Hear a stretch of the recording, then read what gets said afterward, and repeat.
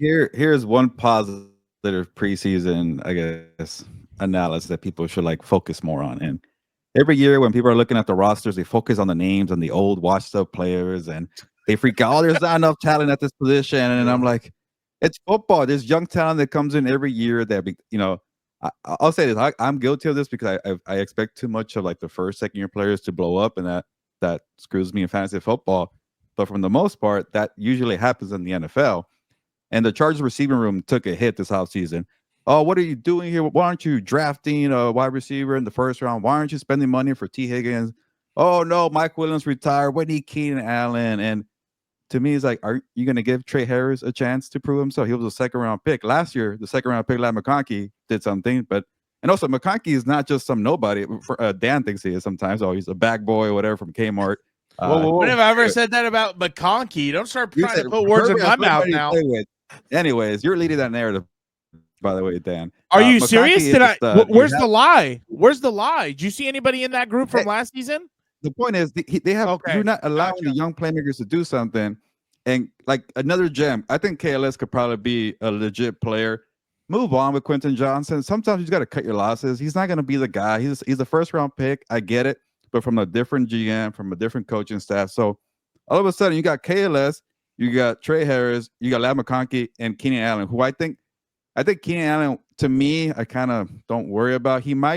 He's good for the veteran experience to help out the locker room, but you don't want him eating snaps to the young players. Like I want to see Trey Harris get some of those snaps. I want to see McConkey do his thing. I want to see KLS to an extent. He's still a 5th-round pick, but for depth, for injuries, Keenan Allen is going to help. But to me, everything is fine with Keenan Allen back on the field. You were fine before that. Trey Harris was a 2nd-round pick.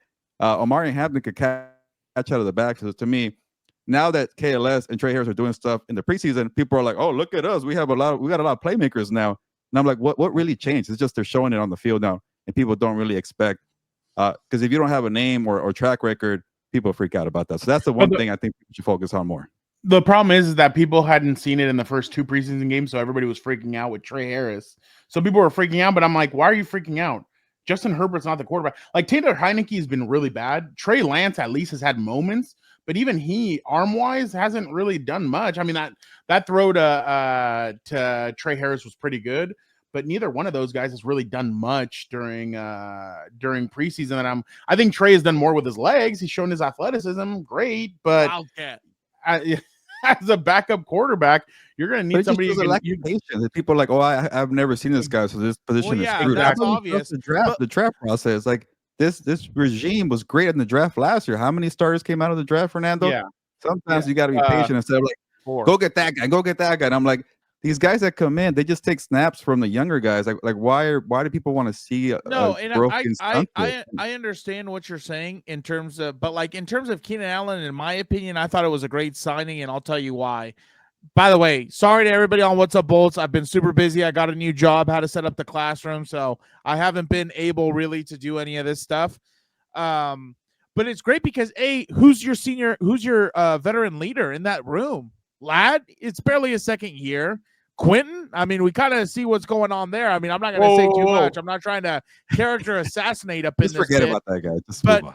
But on top of that, the beauty of it is you don't have to use Keenan Allen every single time. Like that's the beauty of it. If these kids emerge, eating into the snaps of Lambert. I'm sorry. Was it HEELberto's time? Did I hit the switch? Did HEELberto's light come on? For experience, it's fine. And it's like you've got to give Williams. What does he do? He retires. Like guys get old real quick, and people expect them to be the same dude. That's why you never go back to the X in the NFL. It rarely works.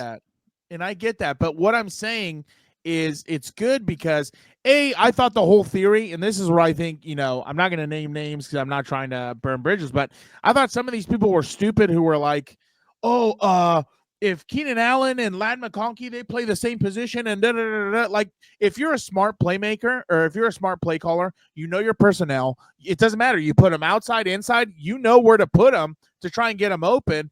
And on top of that, what Keenan Allen represents is a safety valve on 3rd down for Justin Herbert anyway. They have so much chemistry that it's like that's what he needed. Obviously, sometimes late in games or things like that, Keenan Allen's a veteran. He knows how to get open. He knows defenses. Not And again, though, Dan. You're focusing too much on the past. No one's focusing on the past. All I'm saying is he's a good option to have because you're put. Okay, but that's what I'm saying. Like, you're putting it. There's no difference in my mind when you try and throw in rookies, no matter the position. It's a lot to ask of a 22-year-old to be a starting receiver in the NFL. I'm sorry. I don't care what people say. It is at any position a lot to ask of them because you go from college where it's a little bit, I'm not going to say watered down or gimmicky because they have to win now. But like the NFL, it's like you're getting promoted to pre-calculus or calculus AB or whatever else. Like you need that type of guy in there so the receivers can vibe with them. More importantly, so they can learn from them. And it adds a perfect depth piece because again, like I think this is the perfect situation now where if these guys are emerging, well, then in Quentin's not developing or doing what he needs to do, his reps are going to diminish, you would think. Same with Keenan. But, like, again, everybody thinks Keenan's going to be an every down receiver. Like, he's not – like, in my opinion, he's not going to be an every down receiver. Now you can use him in specialty packages, in certain areas with, what he's good at, certain plays to get him open and get the ball out quick. You don't need him to be an every down 12 to 15 catch a game guy. And the most important part, in my opinion, again, he's kind of taking care of his body and I didn't see much of him with the Bears, but at least with the Chargers towards the back end before he got traded, he was taking care of his body in the sense of catching the ball, running as much as he could and kind of going down easy. That way he's not taking these ridiculous shots or anything like that. He learned from the best. No, but that's what I'm saying. Oh, yeah, Antonio Gates, shout out to him, Hall of Famer.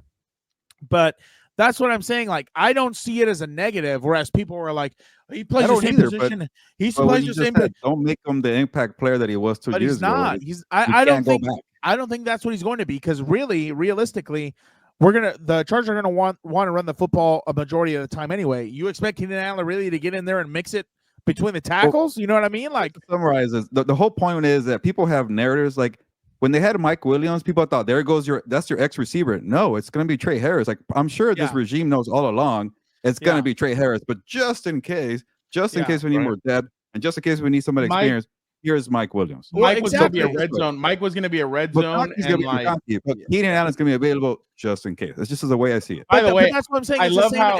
Excuse me, sir. I feel like I'm in a debate now. He called my name out. I get to respond. He hasn't said anything against you. It's no different. It's no different in my mind than them signing or having.